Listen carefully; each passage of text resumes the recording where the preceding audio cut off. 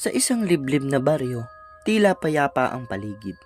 Ngunit, sa likod ng mga ngiti at katahimikan, may mabangis na lihim na bumabalot sa gabi. Isang sundalo ang nadestino roon. Hindi niya alam ang kanyang pagdating ang magiging simula ng isang madugong paghaharap. Ngayon, marinig niyo ang isang kwento ng sundalong may taglay na agimat. Isang agimat na itinakdang lumaban sa kasamaan. Sundalong may taglay ng agimat ng paniki na nadestino sa baryo ng mga aswang. Tahimik ang baryong San Rafael, isang lugar na nakatago sa paanan ng bundok. Madalas itong balot ng ulap kahit Desyembre pa lang, at kung minsan tila may bumubulong sa hangin. Sa tuwing sasapit ang gabi, dito idinestino si Sergeant Elmer Dizon, isang veteranong sundalo na kilala sa pagiging matapang at tahimik. Ngunit, higit sa lahat, isa siyang tagapangalaga ng isang bihirang agimat, ang agimat ng paniki. Ang agimat na ito ay isinusuot bilang pendant na tila bungo ng paniki na may pulang mata, ayon sa matandang tagapag-ingat nito. Ang sinumang may taglay ng agimat ay nakakakilo sa dilim nang hindi namamalayan. May pandinig na higit pa sa aso at nakakaramdam ng panganib kahit hindi pa ito lumalapit. Ngunit may kabayaran. Ang agimat ay hindi maaaring gamitin para sa pansariling pakinabang o kasamaan. Pagdating ni Elmer sa baryo, agad siyang sinalubong ng kapitan na si Mang Doroy. "Kayo po ba si Sergeant Elmer?" tanong nito habang pinapahid ang pawis sa noo. "Oo, ako po ang ipinalit sa nagreterong si Sergeant Ramos," sagot niya. Tahimik ang baryo, pero mapapansin ni Elmer ang kakaibang titig ng mga tao sa kanya. May pag-iwas, may mga batang tumatakbo papalayo sa tuwing lumalapit siya, kahit ang mga matatanday tila hindi mapakali sa kanyang presensya. Sa unang gabi niya sa kampo na tinayo malapit sa sapa, hindi siya mapakali. May naririnig siyang lagaslas ng dahon, hindi dulot ng hangin, kundi tila may dumaang nilalang. Sinundan ito niya hanggang sa dulo ng sapa. Ngunit wala siyang nakita nang biglang sak! Isang aninong mabilis ang kilos, ang tila sumilip sa likod ng punong saging. Tumalon si Elmer, hinugot ang itak, ngunit sa pagsipat niya, wala na ito. Kinabukasan, pinuntahan niya si Mang Doroy. "Kap, may kakaiba ba talagang dito sa baryong niyo?" tanong niya habang nakatitig sa kape niyang di pa nauubos. Napatingin si Mang Doroy sa paligid, siniguradong walang ibang makakarinig. Saka bumulong, "Hindi basta-basta ang San Rafael, Sergeant. Marami ang sundalong ipinadala rito. Yung iba nawawala, yung iba naman bumabalik pero hindi na sila ang dating sila." "Anong ibig niyong sabihin?" kunot noong tanong ni Elmer. "Hindi ko masasabi ng diretsahan. Basta mag-ingat ka. Kapag kabilugan ng buwan, huwag kang lalabas kapag lampas 10:00 ng gabi at huwag kang basta-basta magtitiwala." Mabigat ang mensahe, ngunit sanay na si Elmer sa mga ganitong babala bilang sundalo. Parte ng trabaho ang sumuong sa panganib, ngunit ngayong gabi, susubukin ang lakas ng kanyang loob. 11:00 ng gabi, habang binabantayan niya ang kampo, may narinig siyang impit na huni. Hindi ito hayop, hindi rin tao. Isa itong tunog na tila halo ng tili at bulong. Ek, ek, ek. Agad niyang kinuha ang baril, pinindot ang agimat sa kanyang leeg, at dahang-dahang lumusong sa dilim. Habang binabaybay niya ang kakahuyan, napansin niyang mas nagiging malinaw ang kanyang pandinig. Naririnig niya ang tibok ng puso ng mga ibon, ang gapang ng mga insekto. Ngunit may isa pang tunog na nangingibabaw, ang pagaspas ng mga pakpak. Malalapad, mabibigat. At doon niya nakita ang isang nilalang na nakadungaw sa bubungan ng isang kubo. Ito'y mahaba ang kuko, maputla ang balat at may matang kasing pula ng dugo.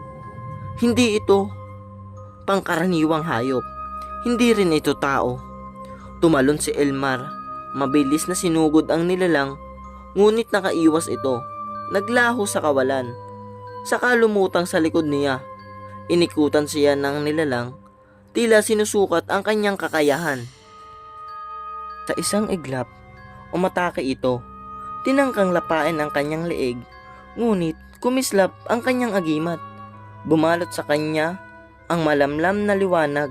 Ang nilalang ay tila nasaktan, umatras, saka sumigaw ng matinis. "Hindi ka pangkaraniwan," sabi nito sa isang boses na paos at nagkakalat ng lamig. "Hindi rin ikaw," sagot ni Elmar. Saka binunot ang itak na may ukit ng paniki sa hawakan.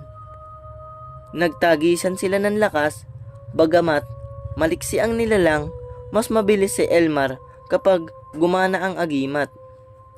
Naparuhan niya ito sa balikat, sumirit ang itim na likido at agad itong naglaho sa kawalan. Nang nag-umaga, muling dumaan si Elmar sa baryo, napansin niyang maraming bahay ang sarado, tahimik ang paligid, hanggang sa may isang batang babae na lumapit sa kanya. "Kuya, totoo ba na may agimat ka?" tanong ng bata. Nanginginig ang boses. "Bakit mo natanong? Nakita kita kagabi." "Yung nilalang na lumilipad, hindi ka kinaya. Ang sabi ng lola ko, ikaw ang inaantay ng baryo, pero delikado ka na." "Delikado? Bakit?" Lumapit pa ang bata. "Bumulong, kilala ka nila, amoy ka na ng mga aswang." Napatingin si Elmar sa paligid. Naroon si Mang Doroy, ngunit hindi na siya ngumiti. Sa halip, isang malamig na titig ang inabot nito. At noon niya napagtanto, ang destinong ito hindi basta tungkulin, ito'y isang bitag. Lumipas ang maghapon na tahimik si Elmar. Hindi siya makakilos ng basta-basta, hindi siya pwedeng basta umalis, wala pang malinaw na utos mula sa itaas. Ang baryo ay tila nakatingin sa kanya, hindi na bilang panauhin, kundi bilang isang bantang kailangan mabantayan. Habang naglalakad siya sa paligid upang magmasid, may mga matang sumusunod sa bawat takbang niya. May mga matatandang babae sa mga bintana, mga batang pasimpleng sumusulyap mula sa tagiliran ng bahay, at may iilang kalalakihan tila hindi nababahala kahit mainit ang araw. Hindi nagpapawis, hindi kumikibo, at tila may mga pilit ng ngiti. Nagsimula na siyang magtanong sa mga residente, ngunit ang sagot ay laging maikli, laging may pag-iwas. "May nawala ba kamakailan?" tanong niya sa isang matandang lalaki habang inaayos nito ang lambat sa gilid ng sapa. "Wala," tipid nito sagot. Tahimik ang baryo. Yung kagabi, may nakita ba kayong kakaiba?" "Wala ring kakaiba," sabay talikod ng matanda. Nagpigil si Elmar. Alam niyang may tinatago ang buong baryo, at batay sa pagkilos ng mga tao, hindi na ito takot, isa na itong uri ng pagkimkim ng lihim.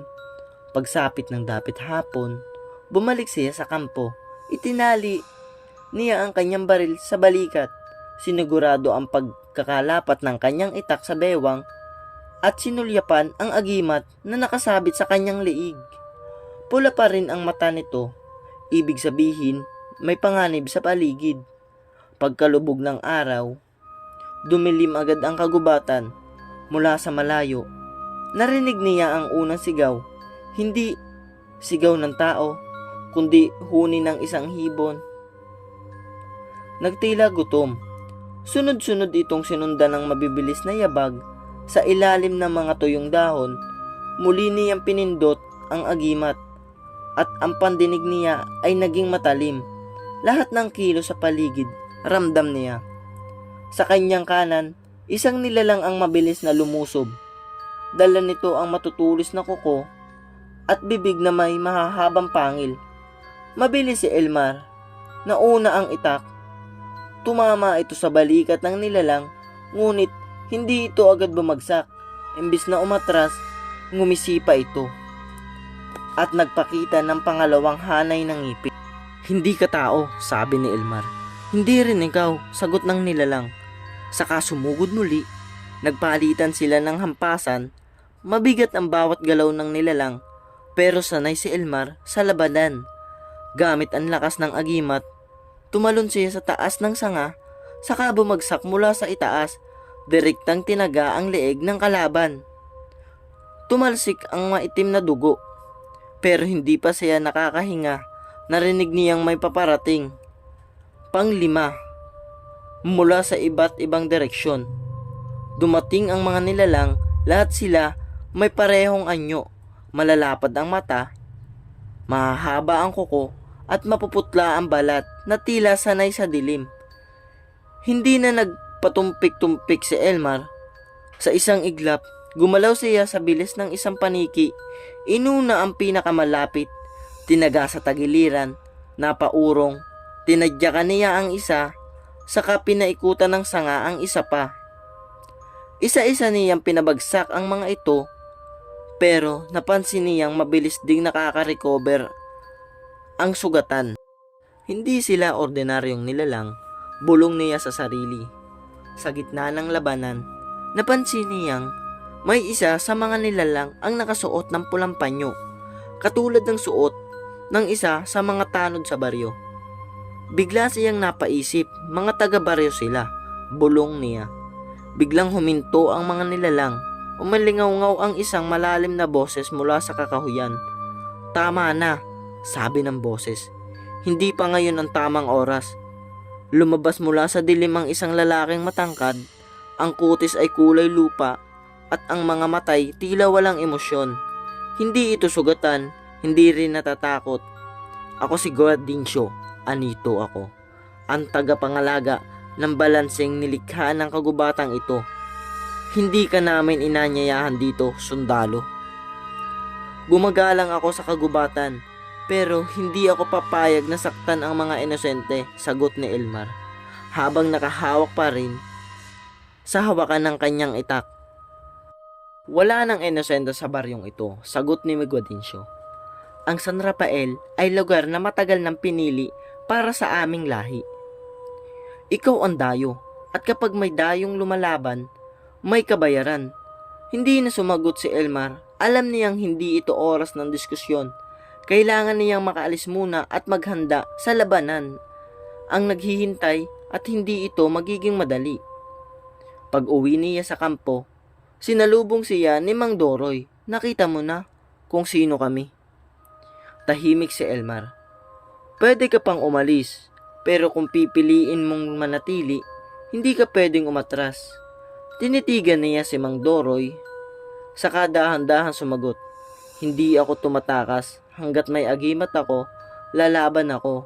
Hindi para sa akin, kundi para sa mga taong kaya pang mailigtas.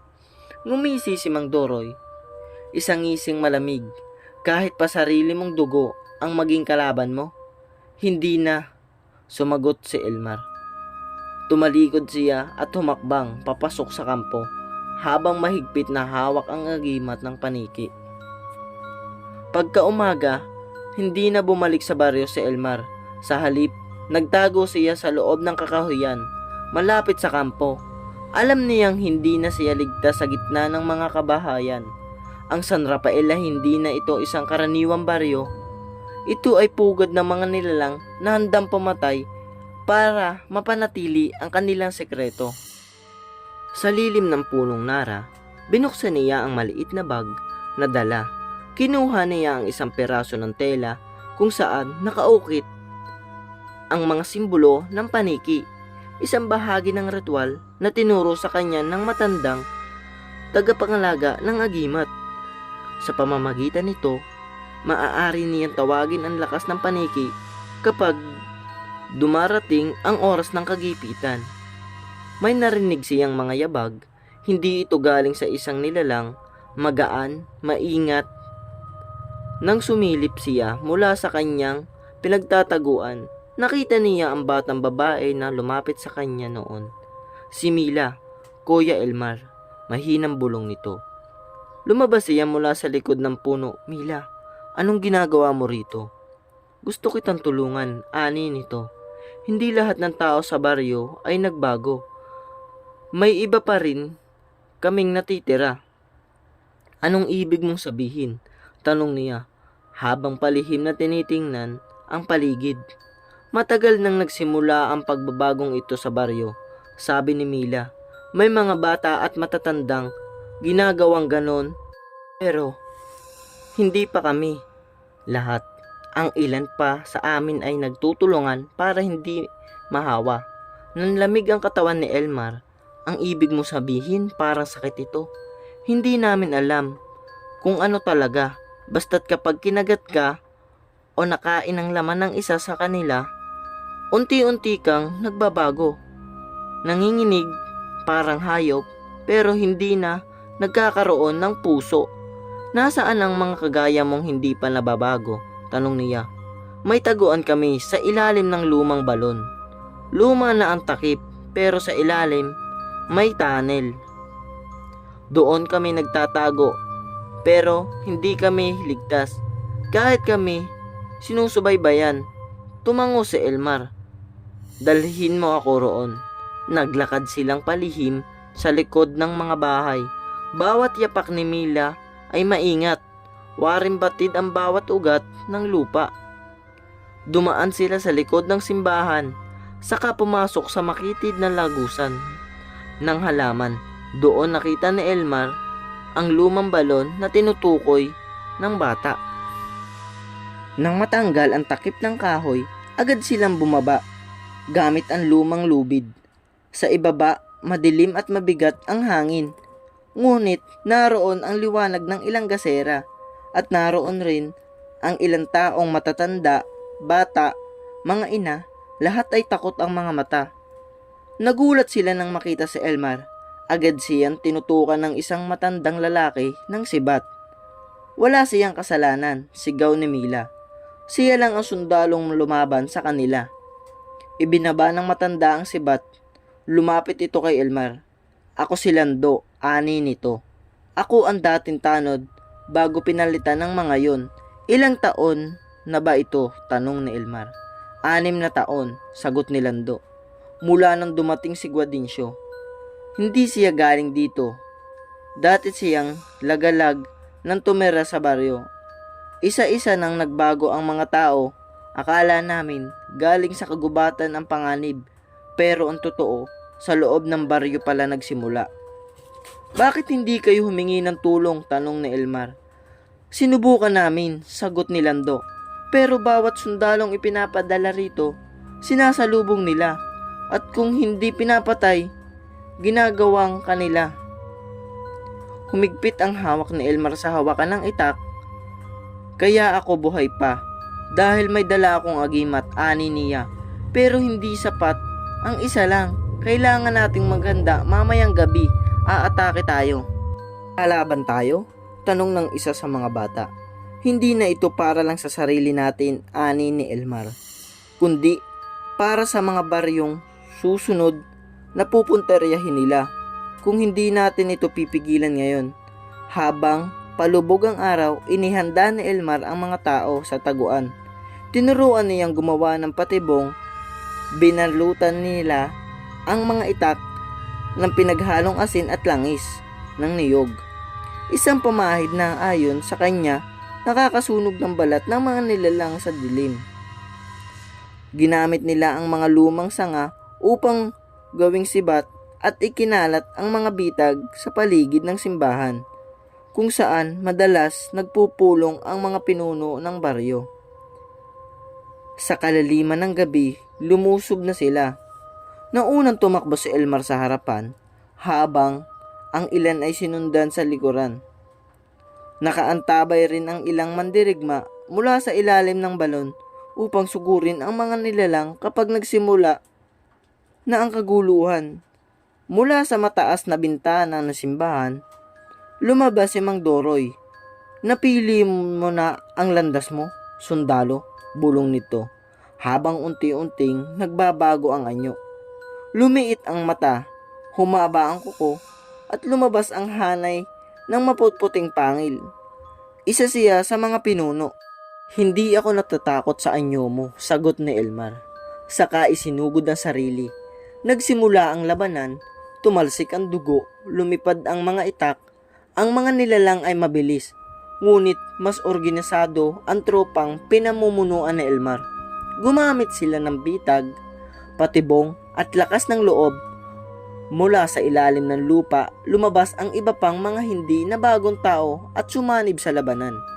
Si Elmar ay tila isang aninong gumagalo sa bilis ng hangin. Lumaban siya kay Guadigncio. At sa unang beses, nakita niya ang pagdududa sa mga manat nito. Hindi mo kayang talunin ang pinanggalingan ng sumpa, sigaw ni Guadigncio. Hindi ako mag-isa, sagot ni Elmar.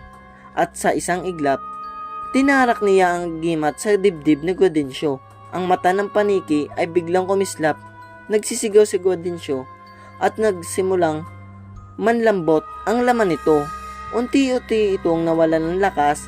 Ang mga sumusunod sa kanya ay tila nadama rin ang epekto.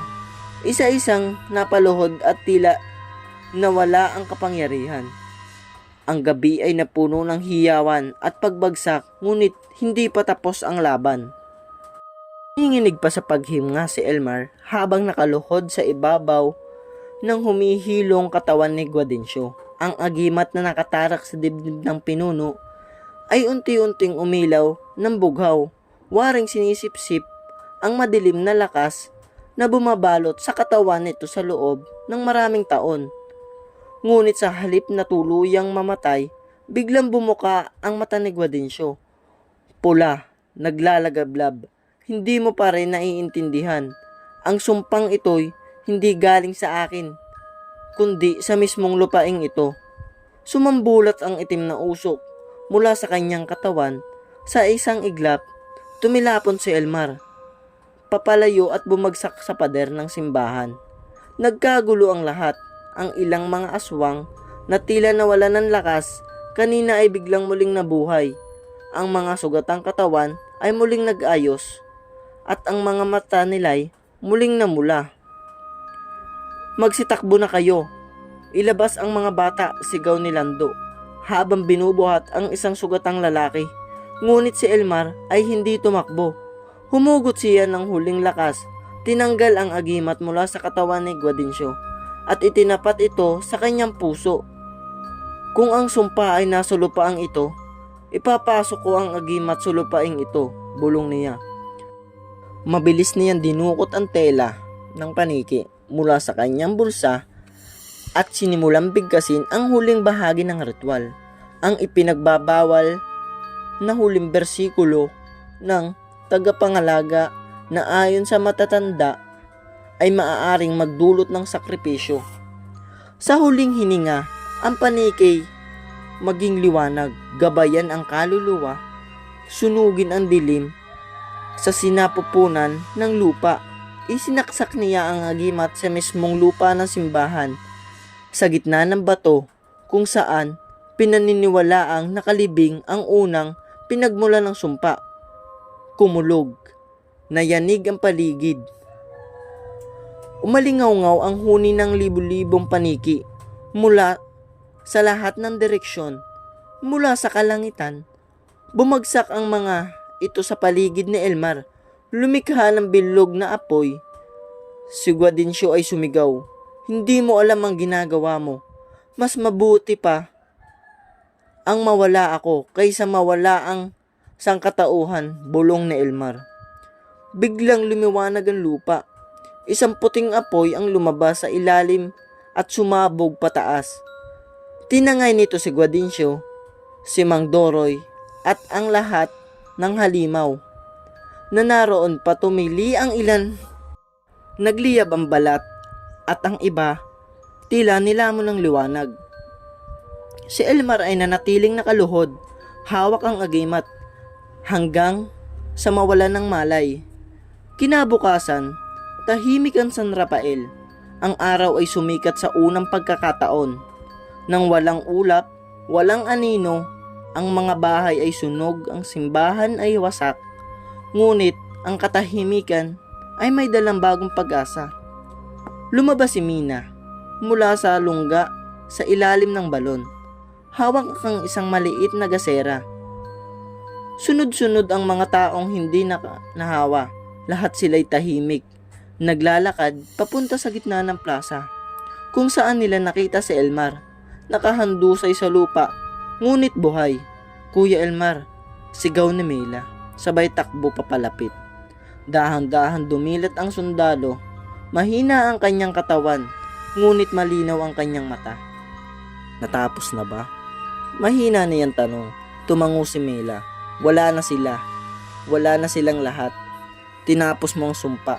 Inabot niya ang tela ng paniki na nagkalat sa tabi ni Elmar. Wala na itong liwanag. Wala na rin ang kapangyarihan. Isa na lang itong simbolo ng sakripisyo. Ilang linggo makalipas, dumating ang militar sa San Rafael. Nagulat ang mga ito sa sinapit ng baryo. Walang dokumento, walang patunay sa nilabanan ni Elmar, pero ang mga salaysay ng tao ay iisa. Isang sundalo, isang agimat, isang digmaang hindi nakita ng mundo. Iniligtas nila si Elmar, dinala sa kampo at ginamot. Ngunit, sa puso't isipan ng sundalo, alam niyang hindi ito ang katapusan. Sa kanyang mga panaginip, muling bumabalik ang huni ng paniki, ang sigaw ng sumpa at ang apoy ng lupa. Tapos na ang ating kwento. Maraming salamat po sa mga nakinig. Huwag kalimutang mag-subscribe para updated sa mga bagong kwentong paparating. Thank you!